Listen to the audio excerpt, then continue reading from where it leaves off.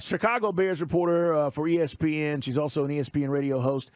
And Courtney, thank you for joining us. I'm curious, as you pivoted yesterday and teams were talking about this whole Jalen Carter situation because he is such a big prospect, what were you hearing from teams, and specifically the Bears, who have the number one pick? Because, you have to assume that they're interested, and does this change anything for them?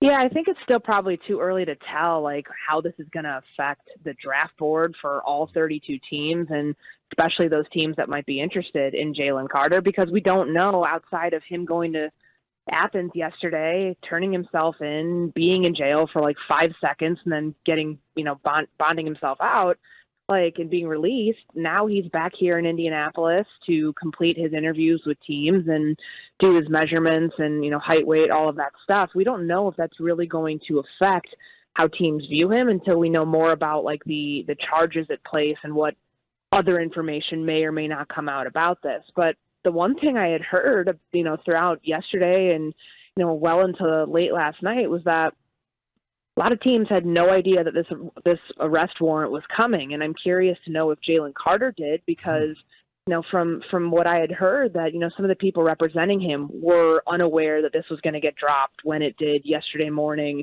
around 10 o'clock when he was supposed to speak at 10:30, and frankly, it worked out well for him that it happened before he got to the podium, because that would have been an absolute mess had he gotten up there and this news comes out. So, there's still a lot of ambiguity around this, and I would imagine by the time his pro day comes around in a month, he'll, if he chooses to talk then, it's probably because things are more sorted out. He's probably more confident about, his name either being, not associated with this situation anymore, or getting the assurance from teams that they're still interested in him at one of those top spots in spite of what he'd been charged with. And in light of still waiting, maybe more information comes out, Courtney, but based on what we have now, how does a guy like Ryan Poles, who's the Bears GM, feel about something like that? How would Bears fans feel about something like that? Would it resonate, or would they say, give me that guy because he's a stud? That's the tough part of the NFL. It's kind of the slimy part of the business where, it's only 2 misdemeanors, what you end up getting charged with, and, there's a warrant out for your arrest. If you're a good player, frankly, a lot of that stuff doesn't matter most times, where you've seen, look at the situation with Laramie Tunsil. Granted, they were on the clock when that whole thing with the gas mask song thing popped off. They didn't have time teams did not have time in the moment for that stuff to kind of do their due diligence and go through the vetting process. The fortunate thing for the Bears is that time's on their side, and now they can go through and vet the situation with Carter, speak with him again multiple times, try to get more information on whether he is a fit here. Because I think, the hard thing for them is they met with him on Monday, and this thing came about yesterday, and he, immediately leaves town to go turn himself in and do what was, required of him with this arrest warrant. And I'm sure there's a lot of questions that remain for Chicago and any other team that's interested in him. You heard yesterday Scott Fitterer, the GM of the Carolina Panthers, saying that they had no clue when they had talked to him on Tuesday that this was happening. So I tend to think this is not a situation like this doesn't rule him out by any stretch for being a potential prospect of the Bears. They're going to have to do more information, because it was pretty jarring yesterday, to say the least, when this stuff came out. No doubt. Courtney Cronin joining us, guys. Again, ESPN reporter, ESPN radio host. She covers the Bears. She used to cover the Vikings. She does an amazing job. All right, so Ryan Poles. I've talked to some people around the league. He's not crazy, is he? He's not going to trade Justin Fields, is he?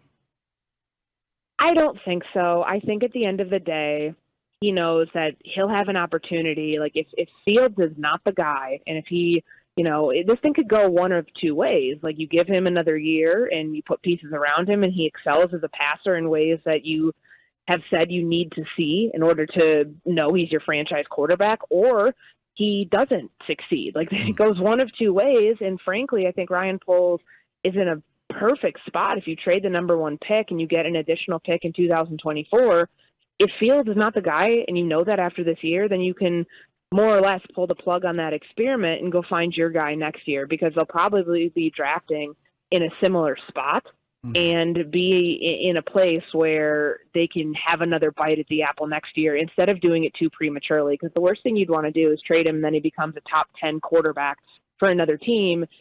especially since we don't know how any of these quarterback prospects are going to play out, no matter how high they're rated, because they haven't played a snap of NFL football. And that, I think, is the important thing to note here, where, there were questions about Justin Fields and what he was going to excel at and not do very well at coming out of college. Those questions are still there for guys like Bryce Young, C.J. Stroud, Will Levis, Anthony Richardson. We just won't be able to answer them accurately until they're in the NFL.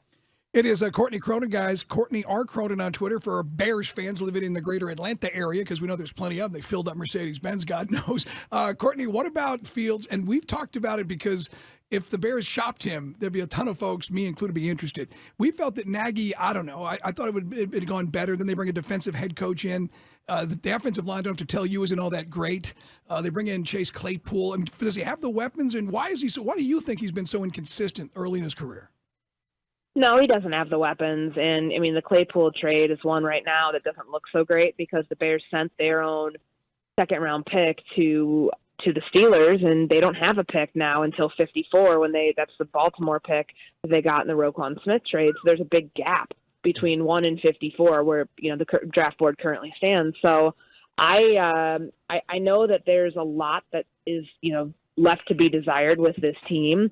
He doesn't have the pieces around him now, and the defense doesn't have the pieces. Like, they're looking for an entire new pass rush, and they need it. And they need, help at linebacker. They need help at cornerback, at the nickel spot. Addressing those needs is more or less putting pieces around Justin Fields because you're trying to make the roster better so he can perform. But there were moments where you do question, okay, like it's not a regression by any stretch, but you do think, okay, has he reached his ceiling? But then he makes these incredible splash plays that lead you to believe, okay, there's still so much more potential for him to uncover because he is such a talented, athletic specimen playing the quarterback's position. And I really feel like he's just scratching the surface of how good he can be. And that's the vibe I get from a lot of people in the Bears building.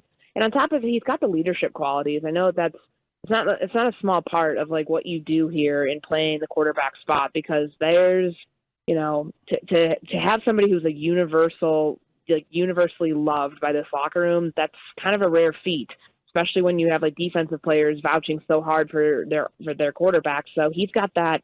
But that's the thing that like nobody can argue. Like, he is the guy there. I just think that there's steps he needs to take to prove he can be the franchise guy in terms of quarterback.